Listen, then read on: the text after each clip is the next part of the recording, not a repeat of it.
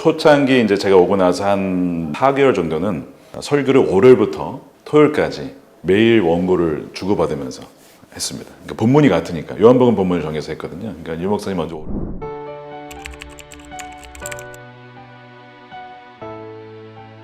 물론 제가 비서실에 있으면서 목사님과 함께 가까이 있었던 1년의 기간이 있긴 했지만 벌써 그거는 벌써 14년 전의 일이고요.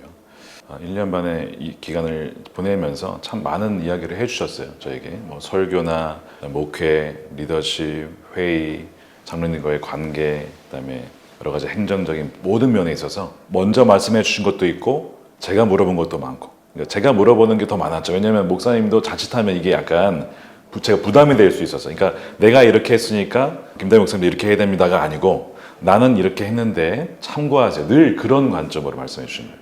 절대 부담을 갖지 말고 요걸 참고하셔서 목사님이 결정하시면 됩니다. 그러니까 굉장히 감사했던 거는 후임자에게 절대 부담 주지 않고 후임자의 결정과 선택을 존중할 수 있는 방향, 그리고 어떤 그 전임자가 이렇게 푸시를 해서 어느 방향으로 절대 가지 않게끔 굉장히 조심스러워 하시면서도 제가 물어보시면 어떤 사안에 대해서는 다 말씀해 주시죠. 자세하게.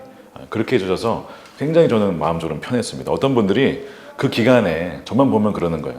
왜 이렇게 살이 빠졌냐 해서 살 안 빠졌다. 정말 그런 거냐? 정말 잘 지내냐? 이런 질문을 이 감리사님부터 하시는 거예요. 자꾸 무슨 일이냐고 그래서 무슨 일이냐고 잘 지낸다고.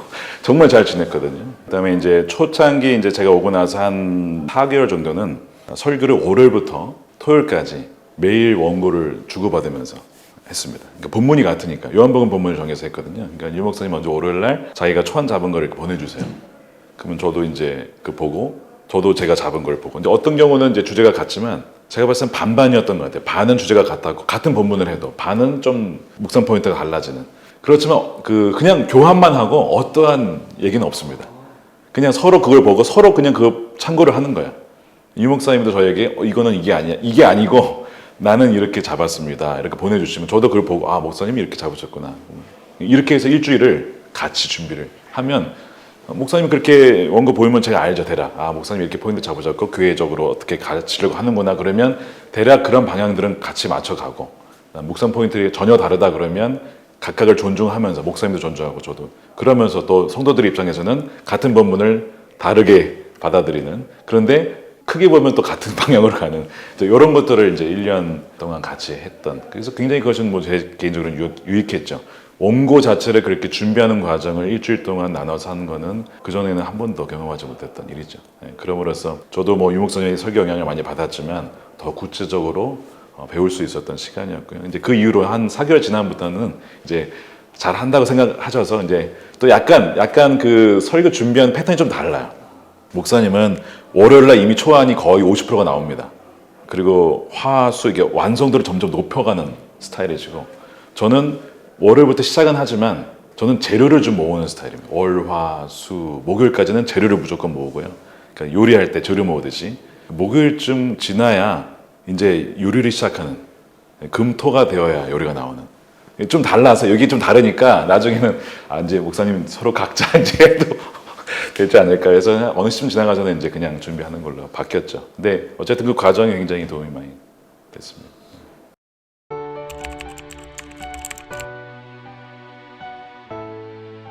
항상 얘기하셨던 거는 이제 간접적으로, 그것도 늘 직접적으로 말씀하신 건 거의 없었어요.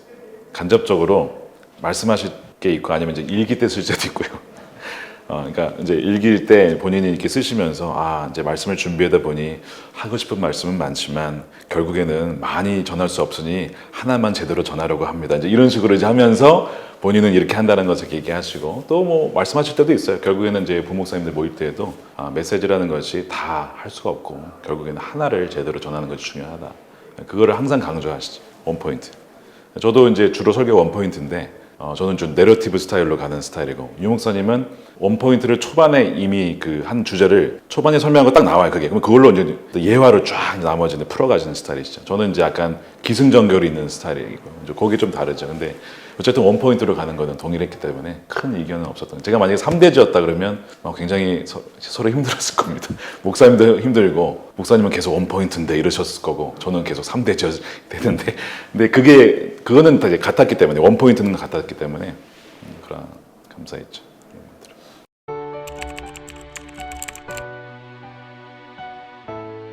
일단은 이제 설교 준비는 이제 교회가 크다 보니까 뭐 그전 교회도 주로 그렇게 해왔지만요. 1년치 원고는 아니지만 주제를 정합니다. 1년치 1월부터 12월까지 시리즈 설교를 어떻게 하겠다. 본문이 나오고 대략 주제가 나옵니다. 그걸 가지고 월십 플래닝 팀이 있어요. 저희 교회에 방송실과 디자인과 뭐 예배팀 같이 모여서 1년에 한 세네 번 정도 모여가지고 그 주제에 관련된 디자인과 팀을 정하고 프로모 영상 제작하고 이제 이런 걸 위해서 미리 정해 놓고요. 저는 이제 그걸 뭐 원고를 다 쓸 수는 없고 어떤 분은 이 가까이 계신 어떤 목사님은 그 원고를 다 쓰신다 그래요. 몇 개월치를. 저는 뭐 그 정도까지는 안 되고 주제를 정해 놓으면 이제 한 2주 정도 전부터 그 주제의 본문에 대한 말씀 묵상을 시작하죠. 이제 일주일로 하게 되면 월요일부터 말씀을 묵상을 하죠. 본문 다음 주 말씀을. 그러면 이제 가장 중요한 거는 저에게 주는 말씀. 결국에는 제가 은혜를 받고 제게 주시는 말씀이 되어야 성도들에게도 주는 말씀이 된다. 그러니까 월요일은 말씀의 핵심을 붙잡고 화요일 같은 경우에도 이제 그 붙잡은 걸 가지고 다른 이제 주석이나 참고할 책들을 화요일과 수요일에 걸쳐서 연구를 하고요. 그다음에 이제 목요일쯤 되면 청중들의 입장에서, 그러니까 회중들은 이 본문을 어떻게 볼까? 회중들의 입장은 뭘까? 회중들의 삶의 자리에서 이 본문을 해석하고 청중들의 이야기들을 수집을 합니다. 그것이 물론 일주일 내내 벌어지는 일이긴 하지만 그쯤 목요일 밤쯤 되면요 거의 재료가 많이 모입니다. 그러면 금요일쯤 되면 작성을 할 수가 있어요. 결국에는 이제 본문의 묵상 포인트가 많고 하지만 그 하나의 포인트와 그 하나의 포인트가 성도들에게 하나의 메시지로 어떻게 연결될까? 결국 삶의 여러 가지 자리, 이슈가 있을 텐데 또한 지금 현재 한국 사회의 이슈, 뭐 지지난주 같은 경우는 분별에 대한 이슈가 좀 있어서 분별로 맞췄거든요. 다른 걸로 할 수도 있었지만 그럼 분별의 이슈가 중요하기 때문에 본문에서 분별을 얘기하니까 이게 연결을 시키는 거죠. 그래서 항상 컨텍스트와 텍스트와 컨텍스트가 만날 수 있는 그거를 굉장히 들리는 설교가 굉장히 중요하다. 그리고 준비를 하고 유진 라우리 교수님 아까 얘기했는데 설교학 수업에 이런 게 있습니다. 도도도 렐렐레 돌솔솔 미미 뭐 이렇게 쳐요 막. 그래서 피아노를 되게 잘 치시거든. 이게 무슨 음악인 줄 아냐는 거예요. 이게 뭐야 이게 다 나 같은 주인 살리십니다. 뭐 이런. 그래서 말이 안 되잖아요. 나 같은 주인 살리신 음표를 그렇게 안 하고 그냥 도는 도대로 모으면 이렇게 된다. 근데 배열을 어떻게 하느냐에 따라서 전혀 다른 음악이 된다. 그러니까 저에게 항상 제가 배웠던 건 뭐냐면 설교에 많은 재료들이 있지만 이거를 어느 포인트에 맞춰서 어떻게 순서에 배열하느냐에 서 전혀 설교가 달라진다는 거예요. 저희 아버지는 이제 그 감신대 그 설교학 교수님이셨는데요. 프레드 크레도간데 배우셨거든요. 아까 그 기념수 설교. 그분 비유는 또 이런 거예요. 아무리 좋은 음식도 좋은 그릇에 담아내지 못하면 누가 먹겠냐 그 음식을. 그러니까 결국에는 컨텐츠가 중요하지만 메시지가 중요하지만 또한 딜리버리 전달도 그에 못지않게 중요하다. 그래서 항상 초점이 들리는 설교. 들려야 되는데 결국은 아무리 좋아도 거기에 이제 초점을 또 많이 맞추게 되고요. 물론 메시지가 좋아야죠. 근데 그것이 잘 들릴 수 있는 그래서 구어체로 들릴 수 있는 방향으로 많이 하려고 그렇게 초점을 맞추고 있습니다.